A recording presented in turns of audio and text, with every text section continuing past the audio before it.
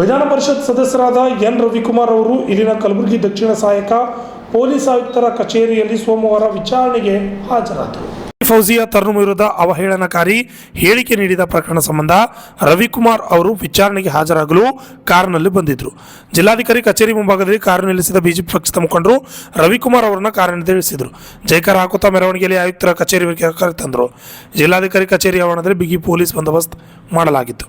ಈ ಸಮಯದಲ್ಲಿ ಶಾಸಕರಾದ ಡಾಕ್ಟರ್ ಅವಿನಾಶ್ ಜಾಧವ್, ವಿಧಾನ ಪರಿಷತ್ ಸದಸ್ಯ ಶಶಿಲ್ ಜಿ ನಮೋಶಿ, ಬಿಜೆಪಿ ಗ್ರಾಮೀಣ ಘಟಕದ ಅಧ್ಯಕ್ಷ ಅಶೋಕ್ ಬಗ್ಲಿ, ಮುಖಂಡರಾದ ಅಮರನಾಥ್ ಪಾಟೀಲ್, ಶಿವರಾಜ್ ಪಾಟೀಲ್ ರದ್ದೇವಡ್ಗಿ, ಅವಣ್ಣ ಮೇಕೇರಿ ಸೇರಿದಂತೆ ಹಲವರು ಉಪಸ್ಥಿತರಿದ್ದರು.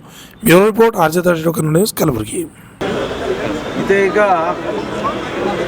ನಾವೆಲ್ಲರೂ ರವಿಕುಮಾರ್ ಅವ್ರ ಜೊತೆಗೆ ಎಲ್ಲ ನಮ್ಮ ಶಾಸಕ ಮಿತ್ರರಾದಂಥ ಬಿ ಪಾಟೀಲ್ ಅವರು, ಹಿರಿಯ ಶಾಸಕರಾದಂಥ ರಾಜ್ಕುಮಾರ್ ಪಾಟೀಲ್ ತಿರುಕೂರು ಅವರೇ, ನಮ್ಮ ಹಿಂದಿನ ಅಧ್ಯಕ್ಷರಾದಂಥ ಶಿವರಾಜ್ ಪಾಟೀಲ್ ರದ್ದೇವಡ್ಗಿ ಅವರೇ, ಅವಿನಾಶ್ ಜಾಧವ್ ಅವರೇ, ನಮ್ಮ ಶಾಸಕರು, ಇವತ್ತು ಎಲ್ಲ ದಲಿತ ಮುಖಂಡರು ಕೂಡ ನಮ್ಮ ಪಕ್ಷದಲ್ಲಿ ನಮ್ಮ ಜೊತೆಗೆ ನಾವು ರವಿಕುಮಾರ್ ಅವ್ರ ಮೇಲೆ ಏನು ಅನ್ನೆಸೆಸರಿ ಕೇಸ್ ಹಾಕಿದ್ದಾರೆ, ಸುಳ್ಳು ಅಟ್ರಾಸಿಟಿ ಕೇಸ್ ಹಾಕಿದ್ದಾರೆ.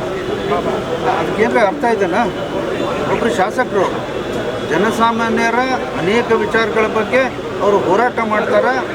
ಈ ಥರದ ಎಲ್ಲ ವಿಚಾರದಲ್ಲಿ ನಮ್ಮ ಭಾಗ್ಯಕ್ಕೆ ಬಂದು ಗುಲ್ಬರ್ಗಕ್ಕೆ ಬಂದು ಇವತ್ತು ಸರ್ಕಾರ ಏನು ಮಾಡಬೇಕಾಗಿದ್ದಂಥ ಕೆಲಸದ ಬಗ್ಗೆ ಎಚ್ಚೆತ್ತುಗೊಳಿಸುವಂಥ ಕೆಲಸ ಮಾಡ್ತಾ ಇದ್ದಾರೆ. ನಾವೆಲ್ಲರೂ ಕೂಡಿ ಇದು ಮಾಡ್ತಾ ಇದ್ದೀವಿ.